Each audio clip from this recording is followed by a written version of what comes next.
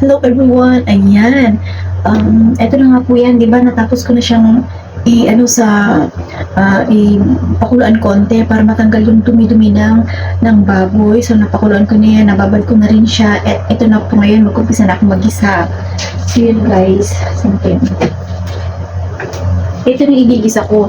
Kasi nga naano ko na siya eh,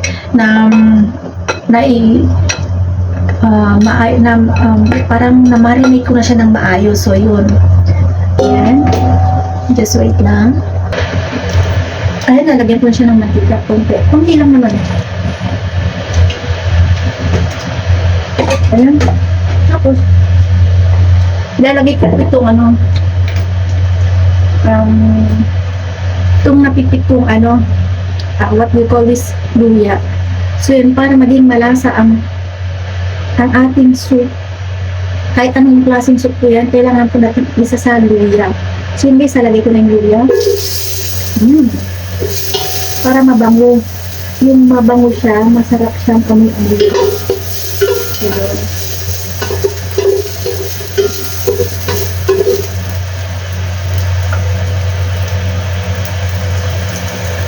Ayan, maglagay lang ako ng light. Maingay. Ayan, basta igisa ko lang na maayos yung luya.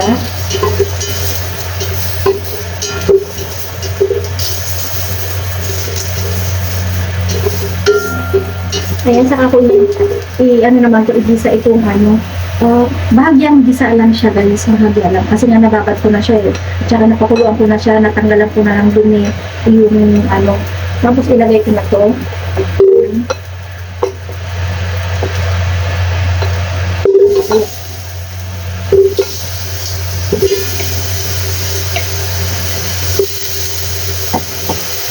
Ayan, medyo anuhan ko lang dito.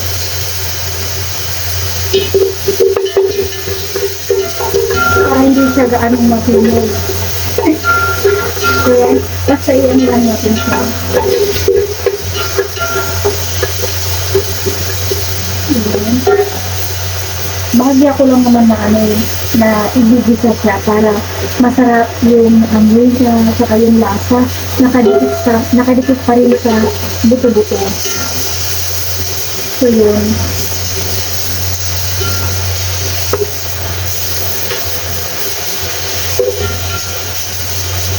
Ganyan po yung technique ko para lang masarap yung amoy na yung mabango-bango siya. Tapos pag kinain mo rin siya, makakain mo rin yung buto-buto niya, yung laman-laman ng may buto na dumito. Ayun, malalasahan nito yung sarap. Hindi lang po ba kayo naglaga kayo ng baboy tapos walang ang lasa lang is yung sabaw lang, gano'n. Kasi po kasi ito, may magkakaroon po sa mga kaya yun po yung technique ko dyan. Ayan. Then, wait lang po yan ha. Ayan, habang ginigisa ko pa siya, para lang, pag naamoy ko na siya na okay na, gano'n, tapos lalagyan ko siya ng tubig. Hanggang pakuluan ko ng pakuluan niya guys. Para lumabas yung lasa ng buto-buto. So yun, medyo naamoy ko na.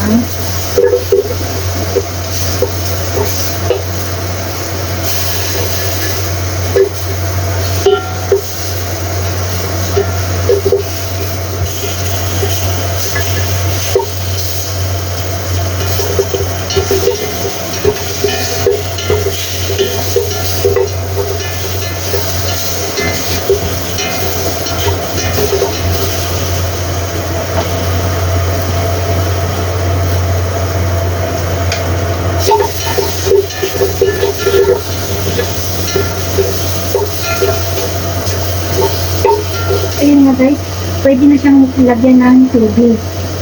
Ayan.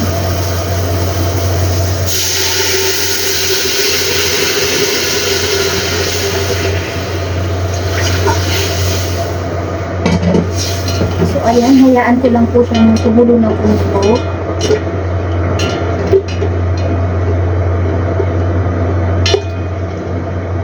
Dadagdagan ko pa po yan ng tubig. Kaya kailangan nung katamtaman lang yung tubig niya para hindi naman mawala yung lasa niya. So yun. Diba? Ganyan lang po yung technique ko paano maging malasa ang inyong mga soup. Kahit anong soup po yan, mapaisda po yan, o mapakarne po yan, pwedeng pwede. Tapos, pagkatapos nyo pong ano yan, siguro mga boil lang siya ng mga 30 minutes, gano'n, 30 minutes, then ilalagay ko po yung sahog niya na gulay. So yun guys, ang gagawin kong gulay is, ganito lang. Ito siya. Ito lang po yung ilalagay kong gulay. Kaya dapat katamtaman din yung ilalagay kong soup niya. So yun, ang gagawin ko lang. So wait lang. So ayun nga guys, dadagdagan ko siya ulit ng tubig. Lalagyan ko po siya ulit ng tubig. Ayan.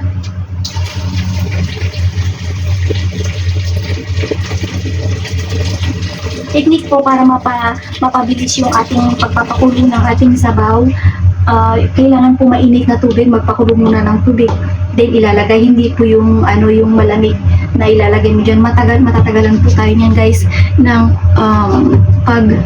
pagpapalambot o kaya pagpapakulo ng isang sabaw. Kaya kailangan mainit po yung ilalagay natin, yung kumukulo, then bago natin ilagay. So kailangan mo pa pong dagdagan ng sabaw. So yun, magpapainit pa ulit ako ng isang beses. So yun guys, just keep on watching. So yun nga guys, ang gagawin ko rito, hindi ko po siya babalot talagang ganon. Wait lang. Kailangan ko lang yung konti yung apoy, masyadong malakas.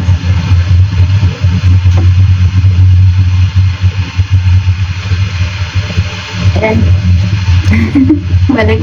So yun guys, ang technique dito para hindi naman po maano yung balat na masyado, ang gagawin ko po is gaganin ko lang siya ng kutsilyo. Ayan.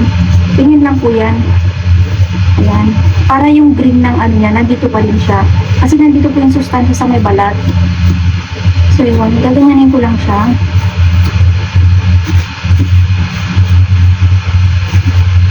Yan, ganyan lang po yan ang pagbalat na no. See?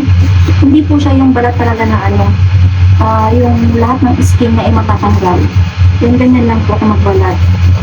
Diba? Nakikita nyo pa rin yung green niya. Okay, see? Ganyan po yan. Ano nyo lang po yung sa kutsilyo niya. Kutsilyo niya ng ganyan. So, okay na po siya.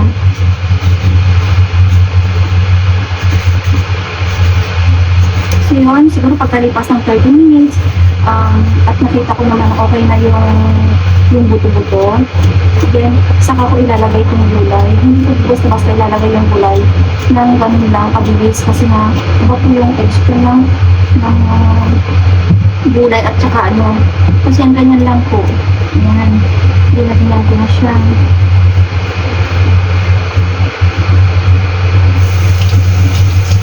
See? So, ito na po yung neto. O, ayan, diba? Ganyan na siya. See? Ito naman yung isa. Kung babalatan ko po siya ganyan, o. Pag binalatan ko po siya, yung puti po yung makikita. O, katulad niyan, binalatan ko. Ayan, babalatan ko po siya ng ganyan. Yung meron Ayan po, nawala na po yung pagka-green niya. So, nawala yung pagkasustansya ng gulay. So, kailangan natin na ganyanin lang yun, o. See? Ganyan, kayurin lang po natin guys para hindi mawala yung masustansya ng ng gulay niya, di ba? See? Tignan niyo po yung diferensya nito at saka to. Di ba? Sobrang kakaiba. So yun nga guys, di ba? Kaya mas better na ganyanin po rin natin. Kayurin lang natin. Nakita niyo naman guys ang pagkakaiba na to. Di ba? See? Ang laki ng pagkakaiba niyan. Hindi pa nawala yung sustansya ng gulay. See yun? Diba? Ganyan lang po yung technique. Baka gusto nyo i-try. Diba? See? Nakita nyo po yung pagkakaiba niyan. Nandito pa rin yung green. O, diba? Ito po yung binilatan ko na ganyan siya. O, nawala. So, yun po yung the best sa mga gulay na katulad ng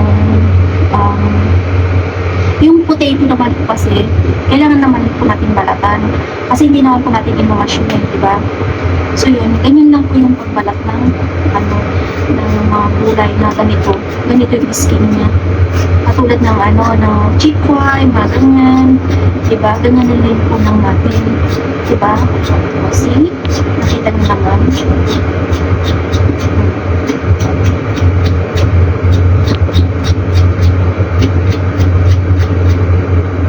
Siguro mga 10 minutes na umuputi na lang yung ginagawa ko. Ilalagay ko na itong gulay niyan. So, yun mga guys. Medyo hindi maganda itong isa.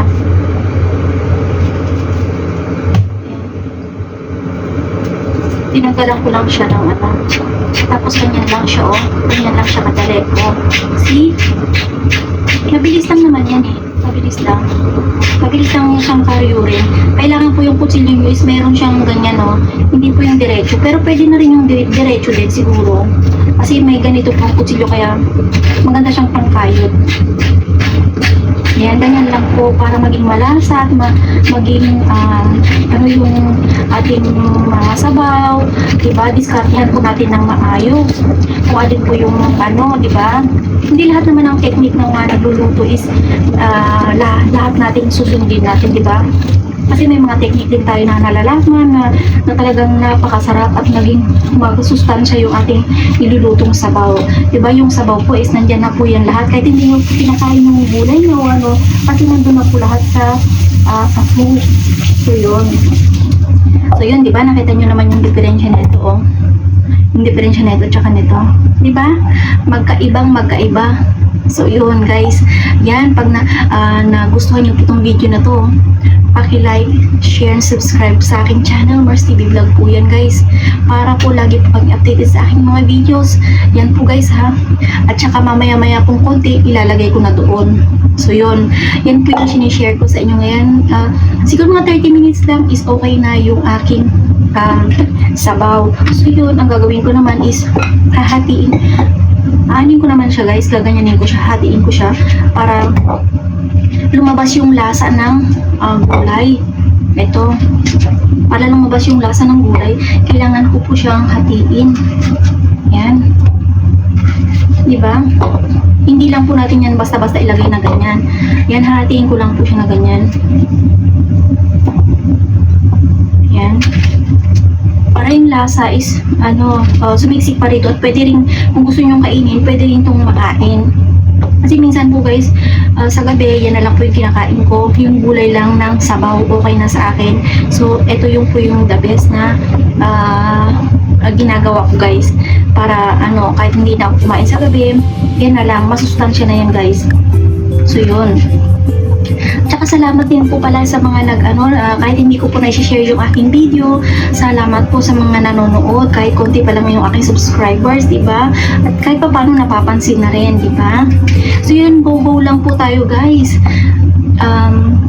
Ayun, yun nga, ito nga, diba? Dahil nga tayong mga OFW, madiskarte tayong mga OFW. So yun, maraming salamat sa panonood. Bye bye!